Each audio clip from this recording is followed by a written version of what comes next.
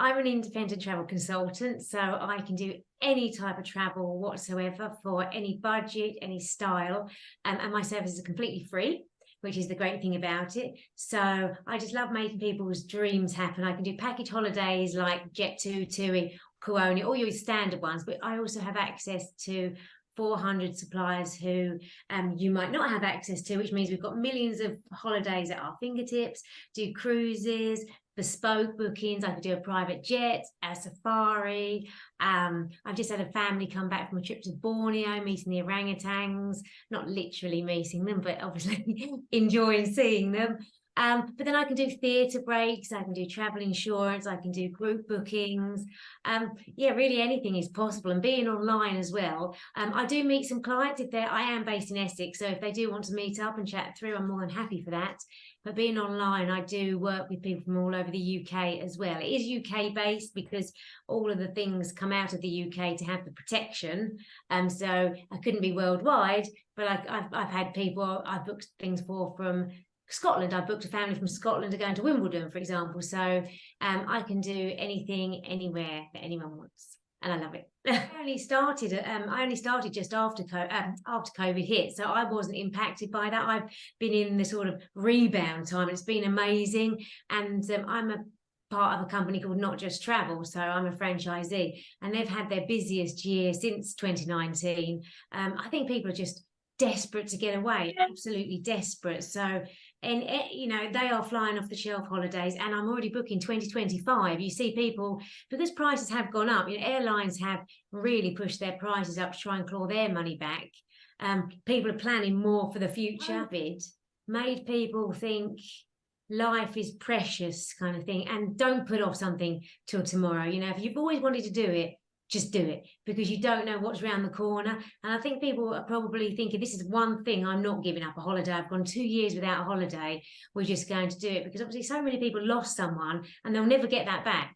So they're living. I do think there's a sea change. People are living for today, and because, you know, no one saw the pandemic coming, did they? So they're just doing the thing. And I think that's bucket list trips are really flying off the shelves. And also there's a group sort of called, like, you know, like your silver spenders, they call them, those sort of 60 plus, who are in, you know, a pretty good position at the moment with the cost of living crisis. If they've got savings, those are doing well in their investments, and they're probably the generation that was most affected. And I think they're thinking, we've got to do this now, because you just never know. So cruises have become really popular.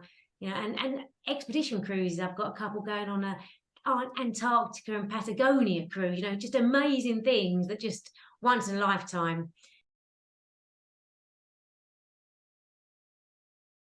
So I had been a stay-at-home mum for 20 years and had just been doing small things, like I invigilated at the children's school, just, you know, so I could be at home with them most of the time. And it wasn't until my second one went off to university that I felt a little bit unfulfilled. You know, there's only so many cups of coffee and gym going that you can do, and I really wanted to do something for me. And I've always loved traveling and booking travel, and I would always help friends book their travel. I'd love researching, so I just thought, well, I might as well do something I enjoy. So I did loads of research, invested in a franchise, did all my training, and then voila, here I am. And it was supposed to be, well, not supposed to be, when I initially went into it, I thought, oh, this will be fine. You know, just will be more of a lifestyle job and provide a little bit of extra money, and it'll fit around everything else. But it's more than full time, you know, because I open all hours, so to speak.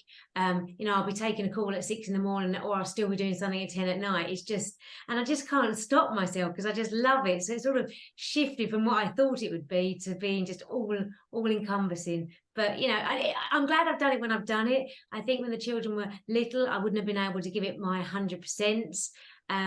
So, yeah, so it's really great. I think now they're home from university, they're thinking, oh, why isn't she at our beck and call?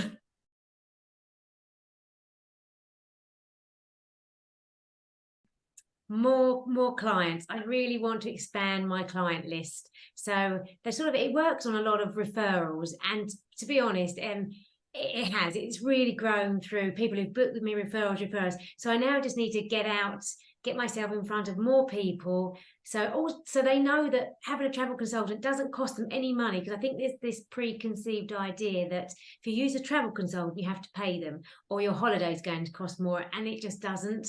So I'd like people to know that, and know that unlike an online service, I'm there 24 hours a day, so to speak. If you've got any problems, you can just WhatsApp me or call me. And the benefits of having a travel consultant when you're away, if there's an issue, just how good it can be for you, as opposed to an online service or a shop which will be shut. So I just like to get myself out and known to more people. So, and I don't know if I do have an active Facebook page, but again, you need people to know you to look for it. We have just launched an app, which is amazing, and the app is linked to the individual travel consultant, so it comes through on people's phones. Deals come through every couple of days. If you saw something you like, you just click on it, comes straight through. So that's great as well, because it just gives people ideas. But it's just getting myself out there and getting more known, so I can get some more clients, and then reach their friends and their referrals, and then just spread.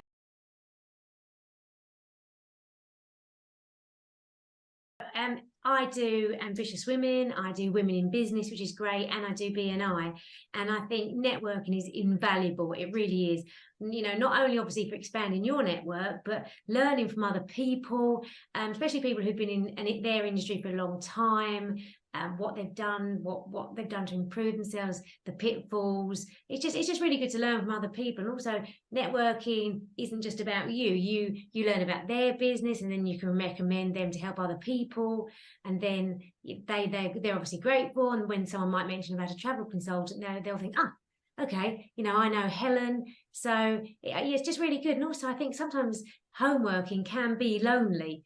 So you might not speak to someone all day if you were just doing admin all day or something. And it's a nice way to get out and meet other women and chat. And it's the social aspect, which is very important as well. It's like your little office, isn't it, to go and see. So I think having different networking groups is really good as well, so that you meet different people all the time from different areas, and it just gives you that nice little warm fuzzy feeling of other women who want to support you and you want to support them. And it's just really nice to have. I think these 2 years of me doing my business, it's just been great. It's gone far better than I could have ever imagined, and the networking has been great. I didn't even know about networking before.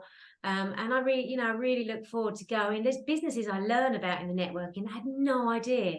There's so much that people can do as a business, and you just have no idea that these exist, these businesses, and it's really great. And you suddenly think, oh, I know someone who could use that, or that'd be useful to me. And I think it's a great way just to broaden your mind and open your mind to new businesses and new concepts out there. So it's really helped me, not just myself, but we've learned about others.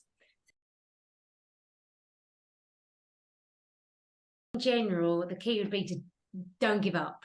I think we put a lot of pressure on ourselves. I know I did. If I went when I started, if I went for a whole week and didn't get a booking, I'd be instantly thinking, this is how it's going to be, and you automatically think you're a failure. But I think we need to just cut ourselves a little bit of slack when you're starting up your business. It does take time to build it, and it's not going to get there overnight. But you will get there slow and steady. Just keep on pushing away, and eventually you'll get to where you need to be. But just don't be so hard on yourself. That's what I would say. You can't do more than you can do. As long as you're doing everything that you think absolutely possible, then it will come. It will come, and just trust in yourself. And I think as well, tell people what you're doing, because once you put it out into the world, you're then more committed to do it. So if you were planning to set up your business, but it's something you've maybe thought about for a few years, once you start telling people, it's almost as if you think, I've got to do it now. I've got to do it because I've told people. And it's that push you need, because it is frightening stepping out of your comfort zone. And especially for a lot of women do things after their children have grown up, and you start to think, I'm not I haven't worked for this long, or no one will want me, or I'm not good at this and I'm not good at that. And we have so much self-doubt, I think, as women, because we just undervalue ourselves. If you start telling people, I'm going to do this is what I want to do, you'll find people are really supportive. And once you get that support coming in, you'll feel, yes, I can do this. And that's what you need. Just get it out into the world, and then there's no going back. You're in, you're committed.